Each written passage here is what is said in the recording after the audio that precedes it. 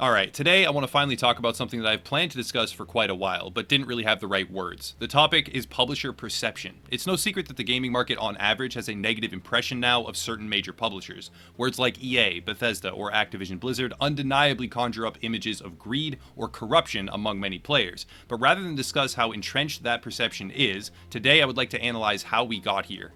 A lot of the clips I will be using as reference material have recently made the rounds on YouTube under the title of various different subjects, but rather than a reactionary stance to these individual moments, I would like to combine them to tell a story of how gaming publishers rapidly deteriorated over the span of only a few years to, largely speaking, outright pariahs, at odds with their very own core audience, and even now, they grapple with the topic on a daily basis, unable to understand why or how they are perceived as the enemy. A recent quote from an EA representative perfectly sums up their confusion, which I believe is broadly reflected across the entire publisher field. Matt Bilby, while talking to GamesIndustry.biz, stated the following: 25 years at EA and I still struggle with the external perception that we are just a bunch of bad guys. Now, Matt Bilby is merely an individual. EA itself as a corporate entity cannot have emotions, perceptions, or thoughts. It is not a sentient thing, it is a collection of human workers. But Matt Bilby is one of those workers who openly admits to struggling with the external and widely accepted view that EA as a company, considering its historical choices, business model, and fiscal priorities, is evil. He is also not alone in this. CEO of Activision Blizzard, Robert A. Kotick, a man even by capitalist corporate standards when compared to larger and more successful companies is overpaid by a multiple of nearly 10 or more, says that he doesn't know how this happened, but all his life he was the rebel flying the Millennium Falcon, or the X-Wing fighter, a metaphor for the quintessential protagonist fighting against corruption and imperialistic dominance, but suddenly he wakes up and he is on board the Death Star. Mr. Kotick conveys a sense of abruptness. To him, it was not a gradual shift. He was the good guy, the hero, the moral champion, until suddenly he was the antithesis of these positive qualities in the blink of an eye. But, in truth, the issue of changing public perception is not abrupt, it is gradual. The only abrupt or singular pivotal moment is the instance in which the gradual progression becomes intolerable and the subsequent realization or backlash begins. The best comparison is the ignition point of fire. You can heat combustible materials slowly over time for hours on end, but eventually, at a certain point, they catch fire. That singular moment is the first visible manifestation of the consistently rising degree, but to get to that point, there has been a long and gradual shift in temperature. For anyone on the outside looking in, unable or unwilling to acknowledge the change in environment, the fire will seem spontaneous, but for everyone else inside, the flames are anything but abrupt. They have been expected and anticipated for a long time. How did we get here though? Even just a few years ago, the average perception was drastically different, so what changed? And why are most publishers now forced to internally reconcile the fact that they are the enemy of the players? The answer is a combination of monetization and methodology. Here is where we diverge from specifically gaming-related material and are forced to discuss a broader topic. The stages of corporate evolution and the accumulation of capital over time are not linear. What this means is that the internal practices and external results of a startup or a small-scale company are vastly different than the products and atmosphere of a large-scale multinational conglomerate. 15 years ago, Activision Blizzard was earning $780 million annually. That's already an extremely large company, but considering the available market for video entertainment products, it had plenty of room to grow. In 2009, Robert Kotick is notoriously recorded with the following quote: "The goal that I had in bringing a lot of the packaged goods folks into Activision about 10 years ago was to take all the fun out of making video games." This is a quote in 2009 referring to his efforts in 1999, 20 years ago from the date of this video, to reformat the structure of Activision towards packaged goods production and, whether entirely serious or not, which is up for debate, to eliminate fun or enjoyment from the equation. Jump forward through the years, and what do we see? Activision absorbs Blizzard, then King Digital. It begins monetizing through microtransactions, then loot boxes, continues the Call of Duty release cycle every single year to the detriment of the franchise's creativity, and more recently sharply pivots to mobile gaming with Diablo Immortal, while simultaneously laying off almost 10% of its staff as it awards millions of dollars in bonus packages to its second time serving CFO and overpays its CEO even by competitive industry standards at a gluttonous ratio.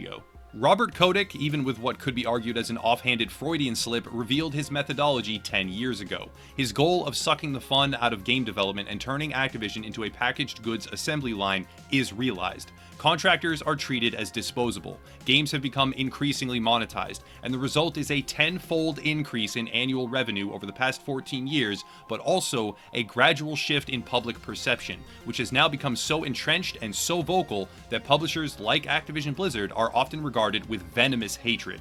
The equation between Robert Kotick and Star Wars is, in my opinion, very accurate, but not for the reasons which he asserted.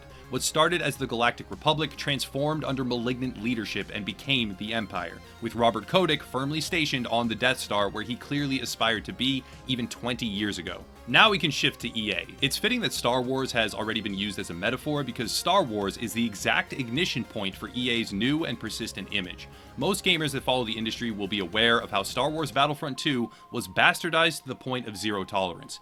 EA effectively attempted to port existing FIFA mechanics into the game while condemning one of history's most profitable and passionately loved franchises to vicious backlash and stigma.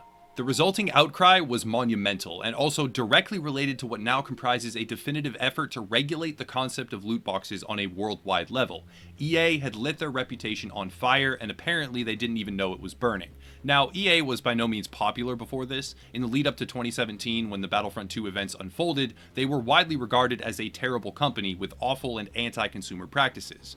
They effectively pioneered the concept of loot boxes. Their CEO is, by every single metric, even more overpaid than Activision Blizzard's. But even with all that considered, they had not hit the point of full-on combustion. Battlefront 2 marked the date, generally speaking, where gamers started looking for things wrong with EA rather than trying to ignore them.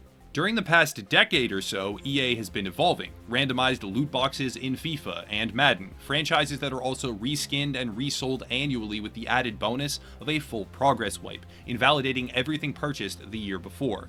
They have notably closed down beloved studios, shifted their focus from single-player, story-driven titles to games-as-a-service multiplayer formats, and more recently they had a string of releases that hit the market in a less than optimal form, from Mass Effect Andromeda to Anthem.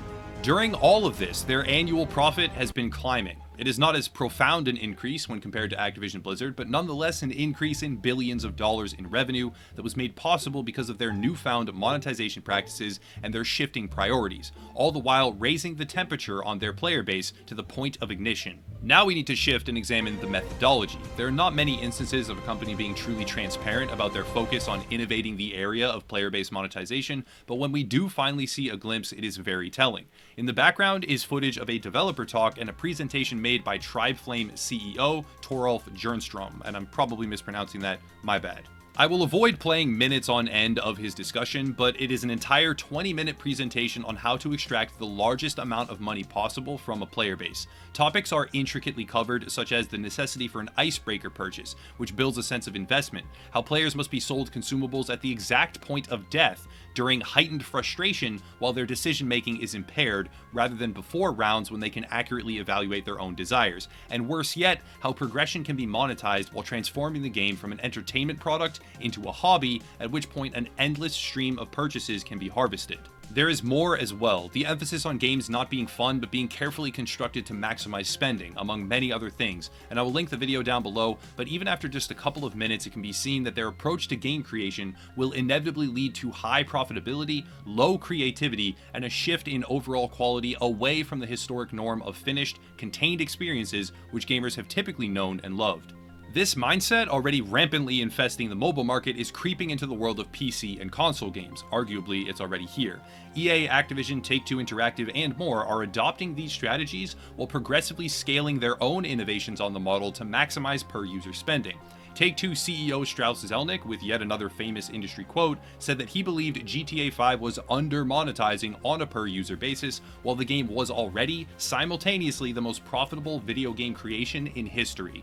The list of grievances goes on and on. You can see a company like Bethesda, which deliberately limited the release of Fallout 76 to their own storefront and launcher, and when the game inevitably crashed and burned, which Todd Howard has now openly acknowledged he knew was the destination, they denied refunds to angry players with the deflection that simply downloading the game files automatically disqualifies a user from receiving a refund of any kind.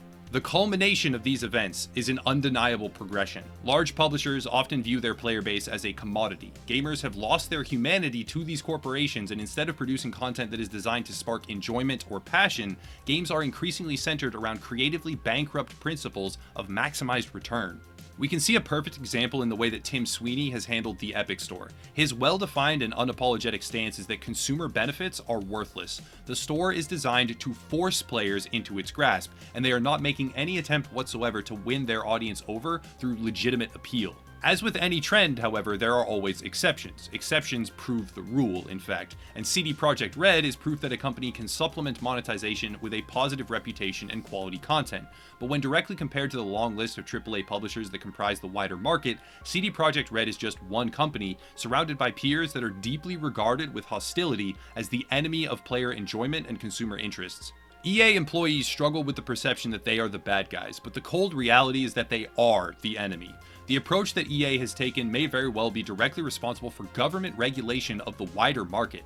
CEO of Activision Blizzard Robert Kotick claims himself to be the hero in the Millennium Falcon, when the reality is he is disproportionately compensated while laying off workers hundreds at a time. Major publishers and their executives have grown to a point where the disconnection between reality and their own self-perception is so profound they cannot even see that they have contributed to gambling addiction, destroyed lives, perverted the construction of games or franchises to which many gamers assign an intense emotional value, and all of this was done not because of a literal survivalistic need, but because of pure, unmitigated, unashamed greed. The concept of mutual respect and trust is non-existent for many publishers. One reason why CD Projekt Red has such a positive reputation is because they make a conscious effort to put players first. They refrain from aggressive digital rights management strategies. They produce content that is priced reasonably, without any strings attached, and they take their time to produce titles that deserve to be played, rather than kicking them out the door for disconnected fiscal reasons. For Take-Two, EA, Activision Blizzard, Bethesda, and more, the perceived attitude is that of ambivalence. Players are just a number to them. How many and what do they spend? Too much backlash? No problem. Simple corporate copy-paste response. Ignore what you don't like. Funnel announcements through profit-safe media sites that modify coverage in exchange for access and continue to pollute products with increasingly creative ways to invade the natural flow of enjoyment in order to incrementally raise the bar of how much money can be extracted before a total meltdown. Over time, these companies have become our enemy. It's a complicated relationship because we as players still want what they produce, but they know this and they progressively exploit it to increasingly uncomfortable extremes. Fundamentally, it has become an abusive relationship. It's a harsh statement, I know, but the process of slowly dialing up discomfort to force a user to pay, or keep them paying, or to do anything for that matter, while they keep coming back because they desperately hope it might change, is anything but healthy. That's it for today though. Publishers might not understand it, but many of them have become the villain in the story of modern gaming. If you want to support the channel, check out the links down below. We have merch, memberships, stuff like that, but I'll cut it there and stop rambling. As always, thank you all for watching, and have a nice night.